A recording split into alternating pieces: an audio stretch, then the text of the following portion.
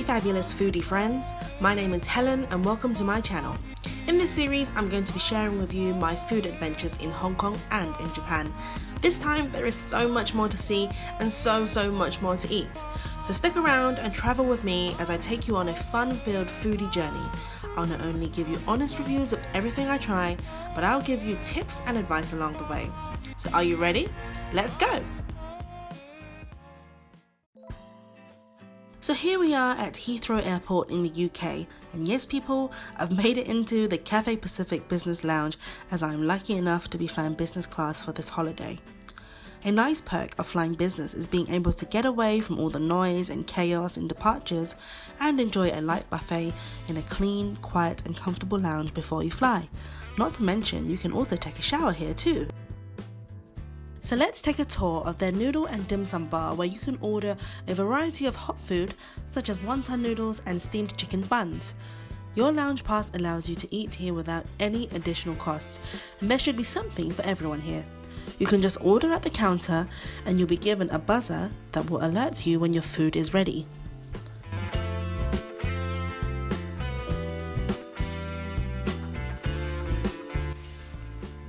Around the corner is the breakfast buffet, where you can get your hands on coffee and tea, as well as your typical English breakfast of sausages, bacon, eggs and beans.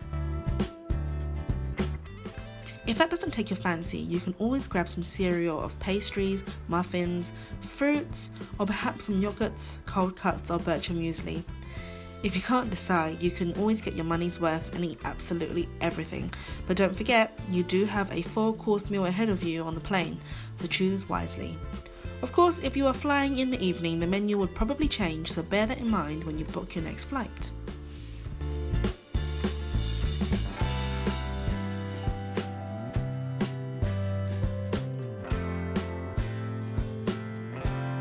So let's get on to what we ate at the lounge, and first up it's these dan dan noodles. You know what this reminds me of? Remember those Pinterest peanut noodle recipes you saw everywhere a few years ago? It's basically a peanut butter based sauce with some chili oil, sesame oil and spring onions. These had some preserved vegetables and roasted peanuts on top, but that's as interesting as it goes. The noodles itself had a firm and chewy texture, which was pleasant, and don't get me wrong, this was tasty, but don't expect anything sensational. Next up is their wonton noodle soup, which was about average. The wontons were fairly decent and noodles weren't bad either. I don't know what I was expecting, but the soup was a small letdown because it lacked a depth of flavour.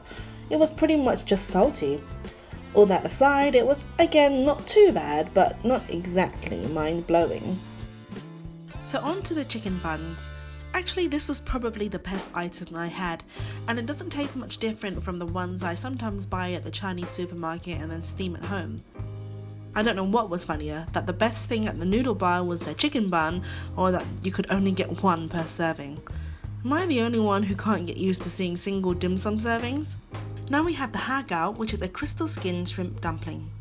Usually this would be a personal favourite of mine, but this was really disappointing. A good dumpling should have thin and slightly al dente skin, and the filling should be light and delicious with a mix of prawns and bamboo shoots. These had somewhat thicker skin and a terribly mushy filling, so sorry to say that these are pretty bad. So we're not done yet, we still have to have a go at this English breakfast. The overall breakfast is fairly standard, although it's fair to say that it's also pretty basic.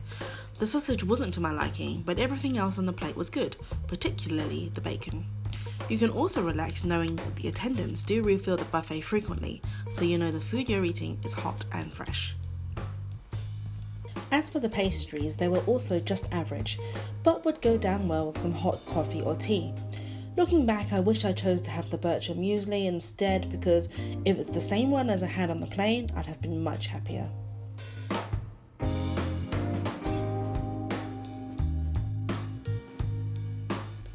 Back to the noodle bar. I decided to give their other hot dishes a chance and got the sweet corn congee and stir-fried egg noodles. The congee, which is a rice porridge, was quite tasty. You can see from earlier on in the video that you can add your own toppings such as crispy fried wonton skins, spring onions, chilies or preserved vegetables. The noodles, on the other hand, were definitely not to my taste. I know I've been far from complimentary so far, but this was the worst surprise of them all. If you like to stir fry your noodles with sweet chili sauce, then you would go wild for this one, but to me it's completely wrong, so needless to say, Mike had to suffer that one all on his own. So that's the Cathay Pacific Lounge in Heathrow Airport, and even though the food didn't wow me, I'd still say it's a lovely experience even to just sit down quietly and have a cup of coffee. As for the review on Cathay Pacific Lounge in Hong Kong, please keep subscribed as that video will arrive down the line in the series, so please stay tuned. So here we are, finally aboard on the plane, and I have to say I think I was more than excited to be sitting in these big spacious seats. After being able to board quickly, there is a lot of time for you to check out your seat before you take off. As you can see, you can fit your average sized person easily here, so little short me found it really comfortable. There is so much legroom, so while I don't usually find this an issue, anyone at Mike's height or taller will be relieved. These seats can recline all the way back flat so you can sleep like you would on a bed. I think that alone is worth paying for if you hate sleeping upwards on a chair.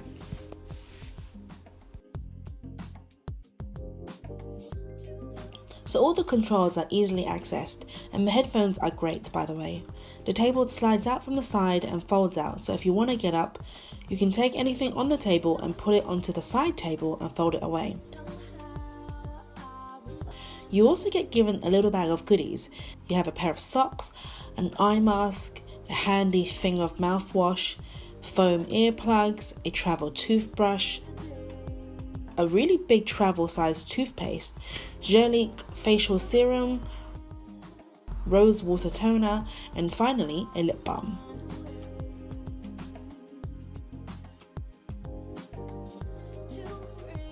So before we know it, guys, it's lunchtime. We are starting off with a mixed salad of tomatoes, cucumber and peppers drizzled with fig vinaigrette, followed by a ham hock and pea terrine with red onion marmalade and asparagus spears. My bread of choice was of course garlic bread, which I highly recommend, and I am of course drinking some white wine. The starter was pretty good despite the fact that I'm not a huge terrine type person. Anyone who feeds cats regularly may relate to this.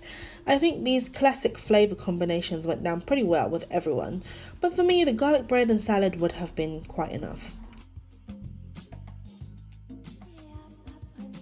Speaking of bread, I was offered more bread, which took me by surprise. Of course I totally obliged, it would have been rude to refuse it.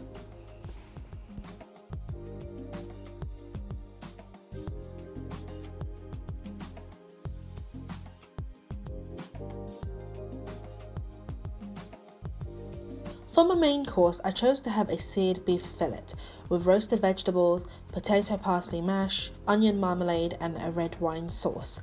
I've never had a steak on a plane before, so I thought why not? Well, the steak wasn't easy to slice into, but I have to say they can't exactly supply you with sharp steak knives. So on that note, it was actually acceptable. I usually eat my fillet steaks much rarer than this, but I thought it tasted decent. The vegetables were also pleasant, as was the mash. So really my first steak on a plane experience was a good one. I'm surprised I was so quick to eat through it all, and at this point I'm so full. So full that I didn't even realise that I have literally poured my entire meal onto my top. Sorry, you'll get a lot of this throughout these videos. It turns out I'm a really clumsy and messy eater. And surprise, there is more food, and it comes in the form of cheese, fruit and crackers. You can just completely ignore this course, but hey, I did it for you guys. If you happen to cross paths with an overly generous attendant, you will end up with these big chunks of cheese. No, I'm not complaining, the cheese was good. Who doesn't love cheese? For dessert, I had the lemongrass creme with pineapple, which was quite yummy. It's like a very soft and gooey panna cotta with a slight hint of lemongrass. It's then topped with chopped pineapple and goji berries. Overall, it was very fresh and light, and it was a lovely way to finish off such a heavy meal. After the entire lunch was done, we were also given a chocolate, but I absent-mindedly just ate it and settled into my blanket and watched movies until I fell asleep. Did you think you were going to get a break? Nope, you don't get one, because Mike decided to get the fishbowl noodle soup for a snack. The noodles were still al dente and the soup had good flavour. The choy sam, which is the greens that you see, weren't overcooked, and the fish had a very good texture. I had no idea they could make something like this on a plane, so we were somewhat impressed. And hours later, it's breakfast time, and boy was I not hungry, but hey, I'm a professional, and so the show must go on. Breakfast started off with fresh fruits, birch and muesli, and a croissant. I really enjoy the cold fruits that Cathay Pacific serve. I don't know why, but it's something that's always stuck in my mind that this airline serves really good fruit. The birch and muesli was particularly delicious because it was just loaded with apples and it was so creamy. And if you must know, the croissant was much better than the one in the lounge. Can you believe that? I really enjoy a nice croissant with a cup of coffee. I think it reminds me of France, and despite my seeming obsession with Asia, I actually also love travelling to other countries, France being one of them. For the main part of my breakfast, I had the stir-fried duck vermicelli with preserved snow vegetables and bamboo shoots. Yummy! This was not bad at all, but if anything, it was just a touch on the oily side for a breakfast dish. If anything, there was a chili sauce packet ready to be smothered on top of the noodles, so I was one happy traveller.